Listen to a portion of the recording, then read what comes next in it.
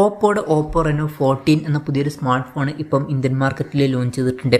ഈ ഒരു smart phone 38,000 രൂപ പ്രൈസ് റേഞ്ചിലായിട്ടാണ് വരുന്നത്.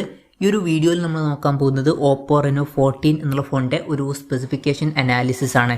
പിന്നെ വീഡിയോ തുടങ്ങുന്നതിന് മുമ്പ് പറയാനുള്ളൊരു കാര്യം എന്താ വെച്ചാൽ, ഇതുപോലെ നിങ്ങളുടെ സ്വന്തം ഫോട്ടോ അല്ലെങ്കിൽ നിങ്ങൾക്ക് ഇഷ്ടപ്പെട്ട ഡിസൈൻ പ്രിന്റ് ചെയ്തിട്ടുള്ള മൊബൈൽ കേസുകൾ അഫോർഡബിൾ ആയിട്ടുള്ള പ്രൈസ് റേഞ്ചിൽ വേണം എന്നുണ്ടെങ്കിൽ ഇവിടെ ഒരു വാട്സപ്പ് നമ്പർ കൊടുക്കുന്നുണ്ട്. താഴെ ഡിസ്ക്രിപ്ഷനിലും കമൻറ്റ് ബോക്സിലും ആ ഒരു വാട്സപ്പ് നമ്പർ കാണാം, നിങ്ങൾക്ക് കോൺടാക്റ്റ് ചെയ്യാവുന്നതാണ്.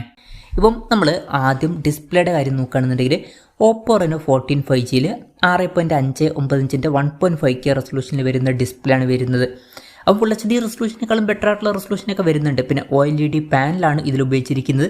ഫ്ലാറ്റ് ആയിട്ടുള്ള ഡിസ്പ്ലേ ആണ് ഇതിൽ വരുന്നത്. പഞ്ചോൾ ഡിസൈൻ വരുന്നുണ്ട്. പഞ്ചോൾ വരുന്ന ടോപ്പ് സെൻറ്റർ ഭാഗത്തായിട്ടാണ്.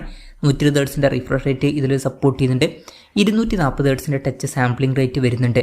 പിന്നെ 10 ബിറ്റ് ഡിസ്പ്ലേ പോലുള്ള ഫീച്ചേഴ്സൊക്കെ വരുന്നുണ്ട്. ഏകദേശം 93.4% സ്ക്രീൻ ടു ബോഡി റേഷ്യോ ഈ ഫോണിൽ വരുന്നുണ്ട്. പീക്ക് ബ്രൈറ്റ്നസ് 1200 നിറ്റ്സ് ആണ് വരുന്നത്. ഗൊറില്ല ഗ്ലാസ് 7 പ്രൊട്ടക്ഷനും ഇതിൽ വരുന്നുണ്ട്. അപ്പോൾ ഡിസ്പ്ലേ ഫീച്ചേഴ്സ് മൊത്തത്തിൽ നോക്കുമ്പോൾ ഈ ഒരു പ്രൈസ് റേഞ്ചിനൊക്കെ പറ്റിയിട്ടുള്ള തിരക്കില്ലാത്ത ഡിസ്പ്ലേ ഫീച്ചേഴ്സ് ഇതിൽ വരുന്നുണ്ട് എന്ന് പറയാം. പിന്നെ in display finger print sensor ഈ ഫോണിൽ കൊടുത്തിട്ടുണ്ട്. ഫോണിൻ്റെ വെയിറ്റ് വരുന്നത് ഏകദേശം 187 ഗ്രാമാണ്. തിക്നെസ് വരുന്നത് 7.42 mm ആണ്. പിന്നെ IP68 69 റേറ്റിംഗ് ഇതിൽ സപ്പോർട്ട് ചെയ്യുന്നുണ്ട്. അപ്പോൾ നല്ലൊരു IP റേറ്റിംഗ് കാര്യങ്ങളൊക്കെ വരുന്നുണ്ട്. പിന്നെ എയറോസ്പേസ് ഗ്രേഡ് അലൂമിനിയം ഫ്രെയിമാണ് ഇതിൽ കൊടുത്തിരിക്കുന്നത്. ഗ്ലാസ് ബാക്ക് ബോഡിയൊക്കെ വരുന്നുണ്ട്. ഇതൊക്കെ നല്ല കാര്യങ്ങൾ തന്നെയാണ്. പിന്നെ ഈ ഫോണിൻ്റെ പേൾ വൈറ്റ് അതുപോലെ തന്നെ ഫോറസ്റ്റ് ഗ്രീൻ എന്നീ കളർ വേരിയൻസ് ആണ് ഇപ്പം ഇന്ത്യൻ മാർക്കറ്റിൽ ലോഞ്ച് ചെയ്തിരിക്കുന്നത്. ഇനി പ്രോസസ്സറിൻ്റെ കാര്യത്തിലോട്ട് വരികയാണെന്നുണ്ടെങ്കിൽ MediaTek Dimensity 8350 എന്ന പ്രോസസ്സറാണ് ഈ ഒരു സ്മാർട്ട് ഫോണിൽ വരുന്നത്.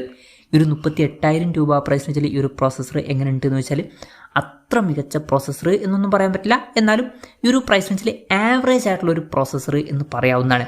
അപ്പം എൻ്റെ ഒരു അഭിപ്രായത്തിൽ നിങ്ങൾ മെയിനായിട്ട് നോക്കുന്നത് പെർഫോമൻസ്, ഗെയിമിങ് ഇതുപോലുള്ള കാര്യങ്ങളൊക്കെ ആണെന്നുണ്ടെങ്കിൽ ഈ ഒരു ഫോണ് നിങ്ങൾക്ക് സ്കിപ്പ് ചെയ്യാവുന്നതാണ്. അല്ല നിങ്ങൾക്കൊരു ആവറേജ് ആയിട്ടുള്ള പെർഫോമൻസ് ഒക്കെ ഓക്കെ ആണ് എന്നുണ്ടെങ്കിൽ ഇത് കൺസിഡറും ചെയ്യാവുന്നതാണ്. അപ്പം ഇത് ഒരു പെർഫോമൻസ് ഫോക്കസ്ഡ് ആയിട്ടുള്ള ഒരു സ്മാർട്ട് ഫോൺ അല്ല, അത് ശ്രദ്ധിക്കുക.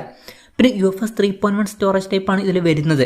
അപ്പം ഈ ഒരു പ്രൈസ് റേഞ്ചിലൊക്കെ UFS 4.0 സ്റ്റോറേജ് ടൈപ്പ് ഉണ്ടായിരുന്നെങ്കിൽ കുറച്ചും കൂടി നന്നായേനെ. പിന്നെ LPDDR5Xൻ്റെ റാമൊക്കെ ഇതിൽ വരുന്നുണ്ട്.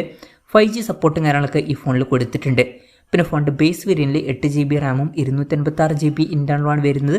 12 GB റാമും 256 GB ഇൻറ്റേർണലുമായിട്ട് വരുന്ന വെർഷനും അതുപോലെ തന്നെ 12 GB റാമും 512 GB ഇൻറ്റേർണലുമായിട്ട് വരുന്ന ഒരു വെർഷനും വരുന്നുണ്ട്. മെമ്മറി എക്സ്പാൻഡ് ചെയ്യണമെന്നുണ്ടെങ്കിൽ മെമ്മറി കാർഡ് സ്ലോട്ട് ഇതിൽ കൊടുത്തിട്ടില്ല. NFC സപ്പോർട്ട് ഇതിൽ വരുന്നുണ്ട്. IR ബ്ലാസ്റ്റർ എന്നുള്ള ഫീച്ചർ ഈ ഫോണിൽ കൊടുത്തിട്ടുണ്ട്. അപ്പം ഈ ഫോൺ റിമോട്ടൊക്കെ ആയിട്ട് യൂസ് ചെയ്യാൻ കഴിയുന്നതായിരിക്കും. പിന്നെ സ്റ്റീരിയോ സ്പീക്കേഴ്സ് വരുന്നുണ്ട്. 3.5 mm ഓഡിയോ ജാക്ക് ഇതിൽ കൊടുത്തിട്ടില്ല. Android 15 ബേസ് ആയിട്ടുള്ള കളർ വോയ്സ് സോഫ്റ്റ്വെയർ ആണ് ഈ ഫോണിൽ വരുന്നത്. 3 കൊല്ലത്തെ OS അപ്ഡേറ്റും 4 കൊല്ലത്തെ സെക്യൂരിറ്റി അപ്ഡേറ്റ്സും കാര്യങ്ങളൊക്കെ ഇതിൽ ലഭിക്കുന്നതായിരിക്കും. പിന്നെ ക്യാമറയുടെ കാര്യം പറയുകയാണെന്നുണ്ടെങ്കിൽ ഫോണിൻ്റെ പിന്നിൽ ട്രിപ്പിൾ ക്യാമറ സെറ്റപ്പാണ് വരുന്നത്. 50 മെഗാ പിക്സലിൻ്റെ 1.8 അപ്പേഴ്സിൽ വരുന്ന മെയിൻ ക്യാമറ സെൻസറാണ് ഈ ഫോണിൽ വരുന്നത്. ഇത് സോണി IMX 882ൻ്റെ സെൻസറാണ്. OSൻ്റെ സപ്പോർട്ട് ഇതിൽ വരുന്നുണ്ട്.